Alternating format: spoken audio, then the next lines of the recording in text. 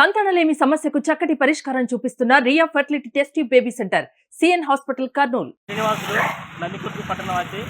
ఈరోజు నందికొట్టు పట్టణంలో అన్ని వార్డుల్లో కుక్కల బెడద రోజు రోజుకు ఎక్కువైతున్న సందర్భంలో మున్సిపాలిటీ అధికారులు చర్యలు తీసుకోవడం పూర్తిగా విఫలం చెందారని చెప్పేసి ఈరోజు మేము భావిస్తూ ఉన్నాం. అలాగే రోజు పట్టణంలో ఉన్నటువంటి ప్రజలు తమ అవసరాల కొద్దీ బయటికి వచ్చి తమ అవసరాలు తీర్చుకోవడానికి వస్తున్న సందర్భంలో అటు చిన్నపిల్లలైతేనేమి, ముస్లిం వాళ్ళైతేనేమి, వృద్ధులైతేనేమి, మరి మహిళలైతేనేమి, వాహనదారులు అయితేనేమి కుక్కలు రోడ్ల మీద దాడులు చేసి వాళ్ళని గాయపడుతున్న సందర్భం. మరి గాయపడినటువంటి వారు ప్రథమ చికిత్స అనంతరము ప్రభుత్వ హాస్పిటల్కి వెళ్తే మరి కడిచిన కుక్క మరి ఒక వ్యక్తిని కడచడం వల్ల వాళ్ళ ఆరోగ్యం పూర్తిగా క్షీణించడం జరుగుతూ ఉంది.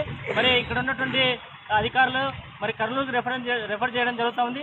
దీనికంతా బాధ్యత అంతా కూడా మున్సిపాలిటీ అధికారులు అని చెప్పేసి ఈ సందర్భంగా మేము భావిస్తూ ఉన్నాం. మేడం, నందికొట్కూరులో కుక్కలు ఎక్కువైనాయి, జనాలు కూడా భయాందోళనకు గురవుతున్నారు. మున్సిపాలిటీ అధికారిగా మీరు ఏం చర్య తీసుకుంటున్నారు? నేను జాయిన్ అవగానే ఇలాంటి సమస్య పైన ప్రజలు నన్ను కలవడం జరిగింది. అదేవిధంగా వార్డు కౌన్సిలర్స్ కూడా ఇనిషియేటివ్ వచ్చినారు.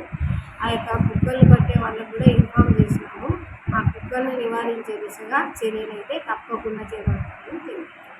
ఇప్పుడు కుక్కలు అంటే చంపకూడదని జనాల్లో అంటున్నారు, పట్టి వేస్తే మా కుక్కలు అంటున్నారు. వాళ్ళకు ఎలాంటి సమాధానం మీరు చెప్పగలుగుతారు? మామూలుగా గవర్నమెంట్ నామ్స్ ప్రకారం కుక్కలను చంపడం అయితే చట్టవిద్యాలయము. కాబట్టి ఆ కుక్కల్ని బట్టి ఏదైనా వాటికి స్టెరిలైజేషన్ అనేది చేయించేసి సంతానోత్పత్తి జరగకుండా నివారించడానికి చర్యలు అయితే మేము తీసుకుంటాం. యాజ్ పర్ గవర్నమెంట్ రూల్స్ ఏవైతే ఉన్నాయో వాటిని అనుసరించి కుక్కలను నివారించడానికి తగిన చర్యలు చేయాలి. అంటే సంతానం లేకుండా చేస్తారా, లేదా ఇతరగా అడవిలో పోయి ఏమైనా ఇడిసిపెడతారు? గతంలో అయితే అలా చేశారు. ఇప్పుడు మీరు ఎలా చేయబోతున్నారు? నందికొట్కూరు కుక్కల పైన మీరు ఎలా కఠినమైన చర్య తీసుకుపోతున్నారు? పెంపుడు కుక్కలకు, మామూలు కుక్కలకు? అదే ప్రభుత్వ ఉత్తర్వుల మేరకు ఏదైతే ఉందో స్టెరిలైజేషన్ చేసి దానికి స్టెరిలైజేషన్ చేసిన తర్వాత 1 or 2 days డాక్టర్ గారి అబ్జర్వేషన్లో ఉండాలా. అవి మళ్ళీ తీసుకొని వచ్చి ఇక్కడ ఎక్కడైనా దూర ప్రాంతాలకు తరలించడం కానీ అట్లా చేస్తే సమస్యలు వస్తున్నాయి. వీటన్నింటిని పరిగణలోనికి తీసుకొని ఏ విధమైన చర్యలు చేపట్టి కుక్కలను నివారించగలమో దానిపైన దృష్టి సారించగలము.